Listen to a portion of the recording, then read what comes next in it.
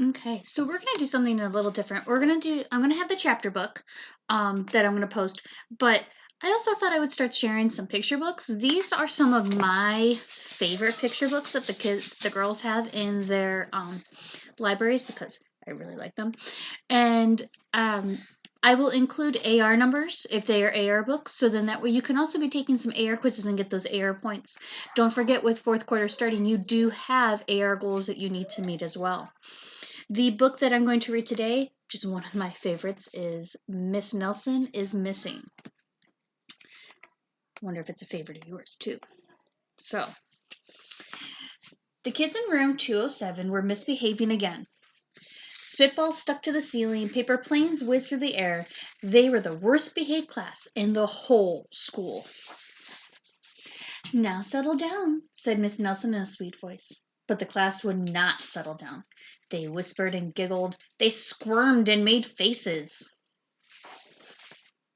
They were even rude during story hour, and they always refused to do their lessons. Something will have to be done, said Miss Nelson. The next morning, Miss Nelson did not come to school. Wow, yelled the kids. Now we can really act up. They began to make more spitballs and paper planes. Today, let's just be terrible, they said. Not so fast, hissed an unpleasant voice. A woman in an ugly black dress stood before them. I am your new teacher, Miss Viola Swamp. And she rapped the desk with her ruler. Where is Miss Nelson? Asked the kids. Never mind that, snapped Miss Swamp. Open those arithmetic books. Math books. Miss Nelson's kids did as they were told. They could see that Miss Swamp was a real witch. She meant business. Right away she put them to work and loaded them with homework. We'll have no story hour today, said Miss Swamp. Keep your mouth shut, said Miss Swamp. Sit perfectly still, said Miss Swamp. And if you misbehave, you'll be sorry, said Miss Swamp. The kids in room 207 had never worked so hard. Days went by, and there was no sign of Miss Nelson. The kids missed Miss Nelson.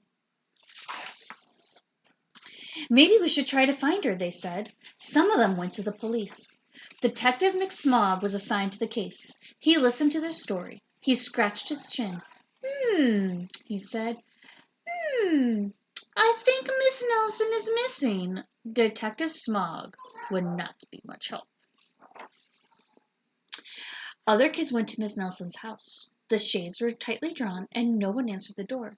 In fact, the only person they did see was the wicked Miss Viola Swamp coming up the street. If she sees us, she'll give us more homework. They got away just in time. Maybe something terrible happened to Miss Nelson.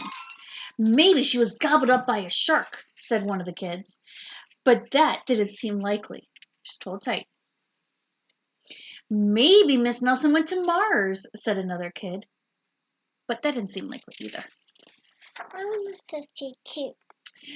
I know, exclaimed one know-it-all. Maybe Miss Nelson's car was carried away by a swarm of angry butterflies. But that was the least likely of all. Are you comfortable? Mm-hmm. The kids in room 207 became very discouraged. It seemed that Miss Nelson was never coming back, and they would be stuck with Miss Viola Swamp forever. They heard footsteps in the hall. Here comes the witch, they whispered. Hello, children, someone said in a sweet voice. It was Miss Nelson. Did you miss me? She asked.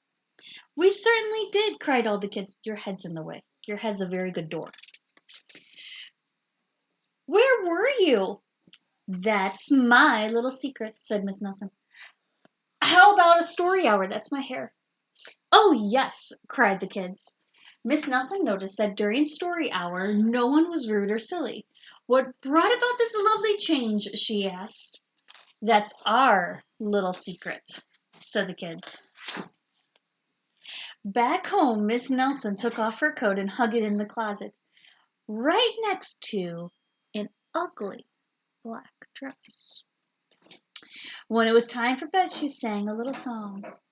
I'll never tell, she said to herself with a smile. P.S. Detective Smog is working on a new case. He is now looking for Miss Viola Swamp. So, again, this is one of my favorite books. It is in our in the girls' libraries. Are you taking the book? Kara's now taking the book away. But anyway, that is one of our favorite stories. There are a couple other stories in the collection that if you would like to look at them, you can. But maybe we might read the other ones, possibly. But otherwise, can you say hi? Otherwise, that is one of my favorites. I have to go now, obviously. So, until next time for next story hour, we will speak again. Have a good day, kids.